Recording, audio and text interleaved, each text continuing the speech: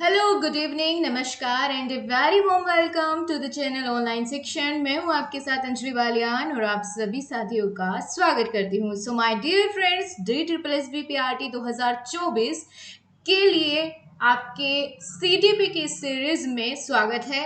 तो जैसे कि आप सभी जानते हैं कि मैं आपको NIOS की समरी कंप्लीट करा रही हूँ by language with the help of best notes. आपकी NIOS की समरी में कंप्लीट कराऊंगी और इसके साथ साथ मैंने आपको ये भी वादा किया है कि कुछ टॉपिक्स ऐसे हैं जो NIOS में जो है के बाहर से भी पूछे गए हैं। यानी टॉपिक तो NIOS में भी गिवन है, लेकिन उसका कुछ फैक्ट्स जो है अलग से भी पूछा गया है जो NIOS में गिवन नहीं है।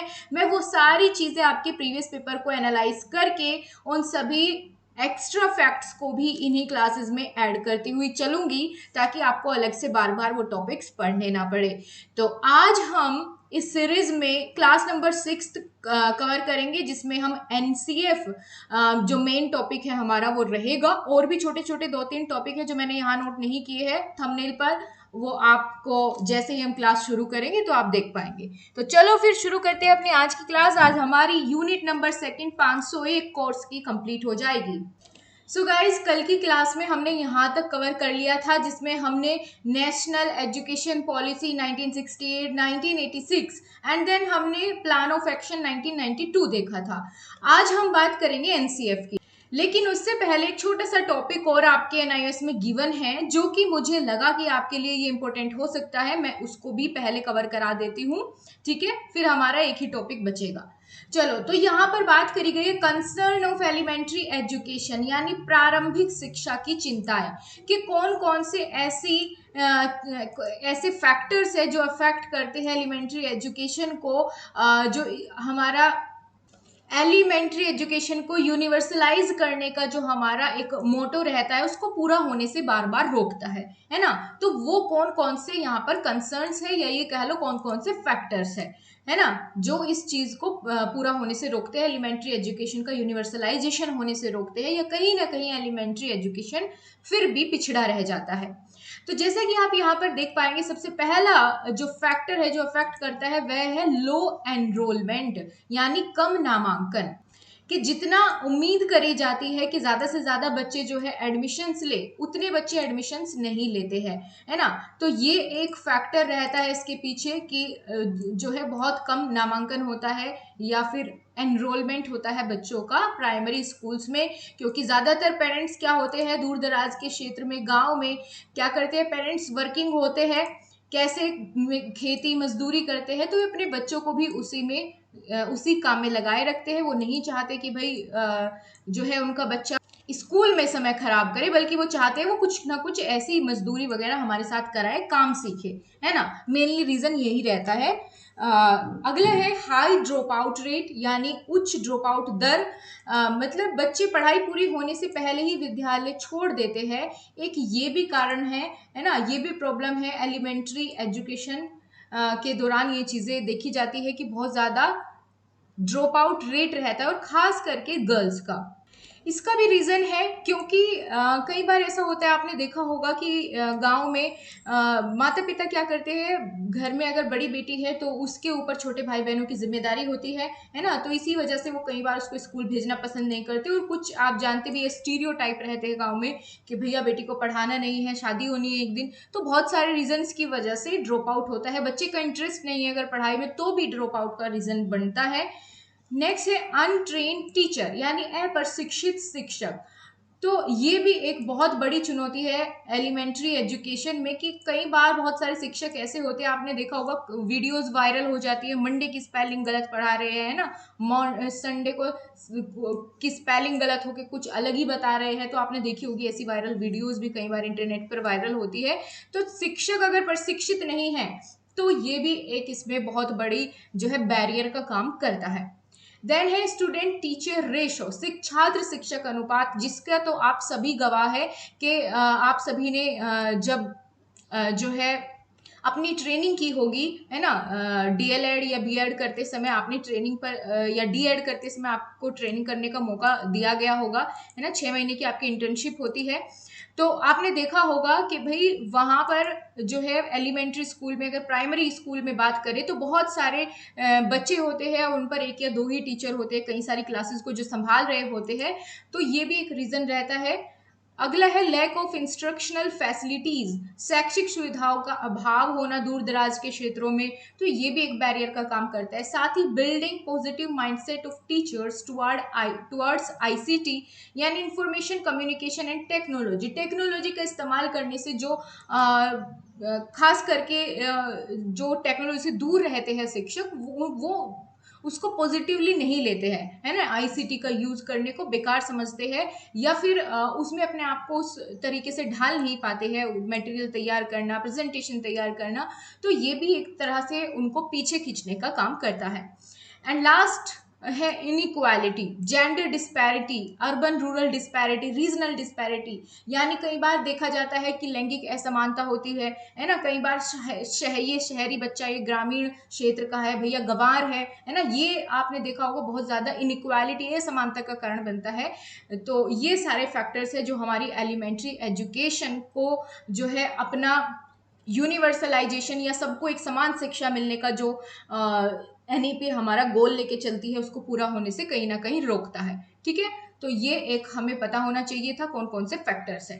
अब चलते हैं अपने मेन टॉपिक आज के, जो कि है एनसीएफ यानी नेशनल करिकुलम फ्रेमवर्क। इसकी फुल फॉर्म आपको याद रहनी चाहिए विद स्पेलिंग। ठीक है, national curriculum framework 2005।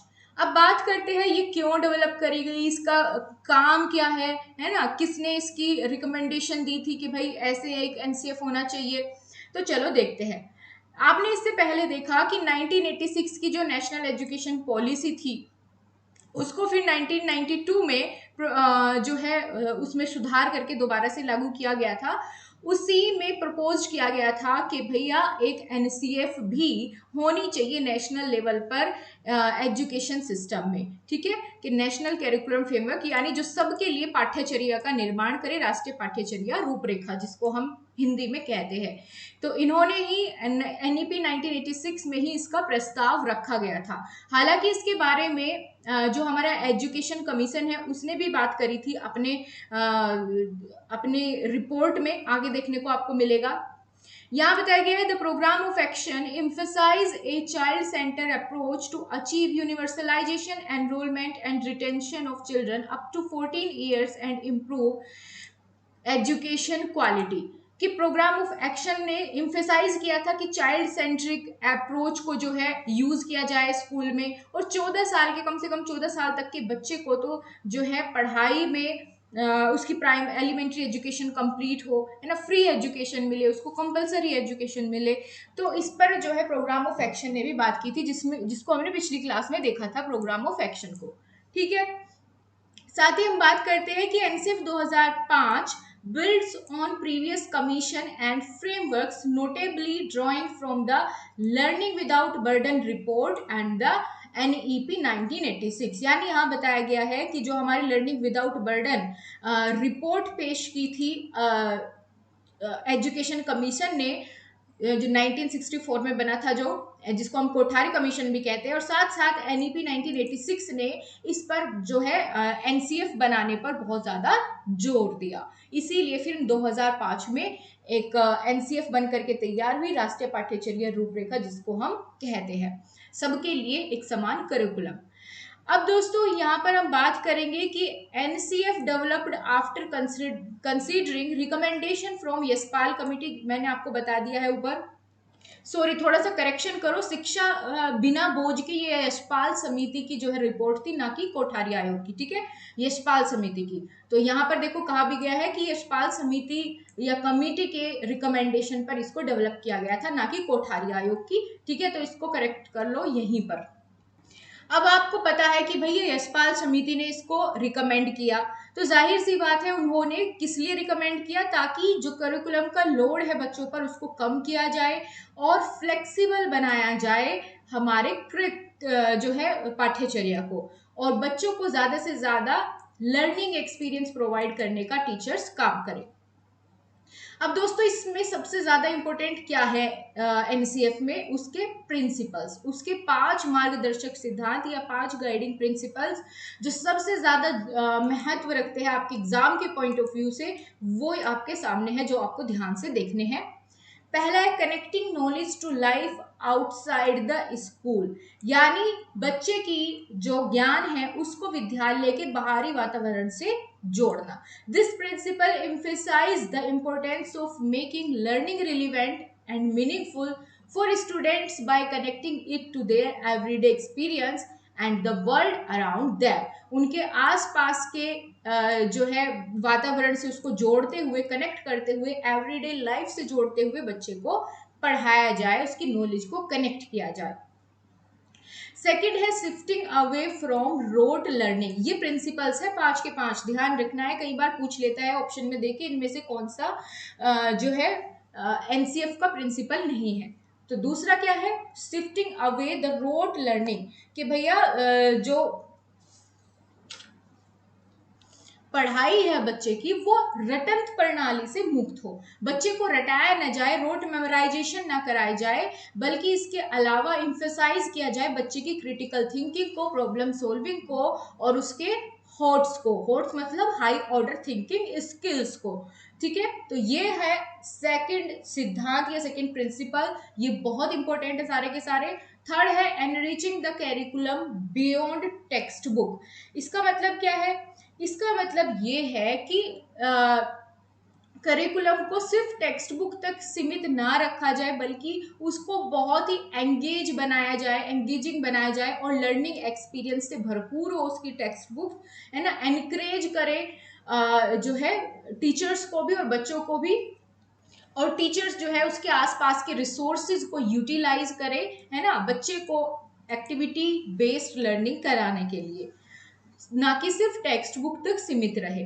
Fourth principal है making examination more flexible and integrated into classroom life, यानी परीक्षा को बहुत लचीला बनाए, कक्षा की गतिविधियों से जोड़े, ये है चौथा प्रिंसिपल। ठीक है, कि बच्चे जो है एग्जामिनेशन से डरे ना, बल्कि उनको एज ए असेसमेंट फॉलो करें कि भाई हम अपनी गलतियां जानेंगे, कहाँ गलतियां हैं उनको सुधारेंगे। ठीक है, और होलिस्टिक हो, जो असेसमेंट है वो होलिस्टिक होने चाहिए, ये इसमें बात करी गई है। Fifth and the last principle कौन सा है, nurturing and overriding identity informed by caring concerns with the democratic polity of the country. इसका मतलब है कि राष्ट्रीय मूल्यों के प्रति आस्थावान विद्यार्थियों को तैयार करे, जिसमें नेशनल वैल्यूज हो, सोशली रेस्पॉन्सिबल बने बच्चे, एज ए ह्यूमन बीइंग उनमें सेंस ऑफ नेशनलिटी जो है, नेशनल आइडेंटिटी डेवलप हो। ठीक है, डेमोक्रेटिक वैल्यूज बच्चों के अंदर डाले जाए, इस तरीके से नर्चर करना है बच्चों को। तो ये 5 गाइडिंग प्रिंसिपल्स है एनसीएफ 2005 के। फिक्र नोट, मैं आपको ये सारा एक बार समराइज करूंगी कंप्लीट होने पर। ठीक है, अब एनसीएफ की हेल्प से प्राइमरी एलिमेंट्री एजुकेशन के करिकुलम में कौन कौन सी चीजें शामिल करी गई वो हम देखेंगे। ठीक है, प्राथमिक विद्यालय पाठ्यक्रम में क्या क्या चीजें शामिल है। सबसे पहले तो इसमें बताया गया है कि करिकुलम का जो पीरियड होना चाहिए एक प्राथमिक विद्यालय में वो लगभग 1 साल में 200 दिन होना चाहिए। ठीक है, और स्कूल का जो एनुअल कैलेंडर होता है उसको डिसेंट्रलाइज किया जाए डिस्ट्रिक्ट लेवल पर, यानी डिस्ट्रिक्ट लेवल पर अपने अकॉर्डिंग से अपना एनुअल कैलेंडर जो है स्कूल का वो तैयार कर सके। साथ ही calendar design in consultation with जिला पंचायत, जब कैलेंडर जो है बनाए जाए स्कूल के एनुअल कैलेंडर, तो जिला पंचायत को भी उसमें शामिल किया जाए। इसके साथ साथ कुछ और गाइडलाइंस दी है होमवर्क को लेकर के, कि प्राइमरी में जब बच्चा रहता है up to class 2, second class तक बच्चे को कोई होमवर्क नहीं दिया जाएगा, और थर्ड क्लास तक जो है, या कह लो थर्ड क्लास से बच्चे को 2 घंटे पर वीक का होमवर्क दिया जाए। ठीक है, सेकेंड क्लास तक तो कोई होमवर्क नहीं है, थर्ड और फोर्थ क्लास में बच्चे को 2 घंटे पर वीक होमवर्क दिया जाए। और साथ ही जब हम बात करते मिडिल स्कूल में बच्चे को 5 से 6 घंटे एक वीक में जो है होमवर्क दिया जाए, अगर पर डे की बात करें तो कम से कम 1 घंटा। ठीक है, और यहाँ पर हम बात करें सेकेंडरी और हायर सेकेंडरी स्कूल्स की, हायर सेकेंडरी तक के बच्चों की, उनको जो है 2 घंटे पर डे के अकॉर्डिंग उनको होमवर्क देना चाहिए। आपके लिए भी इसमें जरूरी क्या है, आपको सारे याद नहीं रखने हैं, आपको सिर्फ ये याद रखना है क्लास सेकंड वाला कि कोई होमवर्क नहीं मिलता क्लास सेकंड तक, और आपका प्राइमरी स्कूल्स वाला कि 2 आवर्स पर वीक, ठीक है, ये आपको ध्यान रखना है, इससे ज्यादा नहीं। अब दोस्तों कुछ और इंपॉर्टेंट फैक्ट्स हैं जो वहां पर आपके एनआईओएस में गिवन नहीं थे लेकिन आपके लिए जरूरी है, वो फटाफट से एक बार आप लोग नोट डाउन कर लीजिए कि ये किसकी अध्यक्षता में तैयार करी गई थी एनसीएफ 2005। तो जैसे कि मैंने आपको बताया कि ये यशपाल कमेटी की सिफारिश में तैयार की गई थी, तो जाहिर सी बात है इसके अध्यक्ष भी कौन थे, यशपाल, प्रोफेसर यशपाल शर्मा, ठीक है, प्रोफेसर यशपाल शर्मा की अध्यक्षता में इसको तैयार किया गया था। अगर आपसे कोई पूछे कि अब तक कितनी बार एनसीएफ आ चुकी है, क्या ये पहली थी, तो नहीं, अब तक 4 जो है वो एनसीएफ अभी तक आ चुकी है। सबसे पहली कब आई थी एक बार बात कर लेते हैं, ठीक है, पहली, दूसरी, तीसरी, चौथी, और हालांकि अब तो 2023 में भी नई वाली एनसीएफ जो है वो अनाउंस हो गई है, उसके बारे में मैं आपको आगे बताऊंगी, लेकिन अभी तक एनसीएफ 2005 तक की हम बात करेंगे।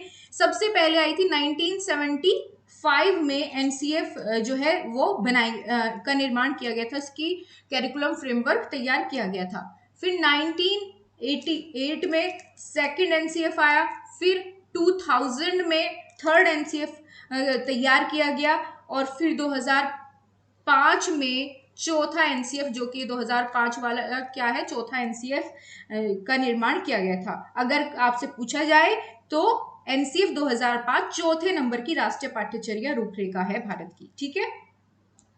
अभी मैंने आपको थोड़ी देर पहले ऊपर नोट्स के साथ डिस्कस किया कि एनसीएफ 2005 का आधार क्या है, आधार क्या माना जाता है ना, कि भाई किसके बेसिस पर इसको निर्माण किया गया, कौन कौन सी चीजें इसमें रखी जाए ना रखी जाए, किसके आधार पर ये तैयार किया गया। तो जो हमारी एनईपी 1986 है ना, 1986 नेशनल एजुकेशन पॉलिसी या नेशनल पॉलिसी ऑफ एजुकेशन, और 1992 वाली, ये इसका क्या है, आधार है। इसके साथ एनसीएफ 2005 जो है 3 लैंग्वेज फॉर्मूला पर भी जोर देता है, जो कि हमने पहले ही बात कर ली थी कि पहली हो स्थानीय भाषा, दूसरी भाषा कोई मॉडर्न इंडियन लैंग्वेज होनी चाहिए जैसे कि इंग्लिश, है ना। सो 3 लैंग्वेज फॉर्मूला की भी बात इसमें की जाती है।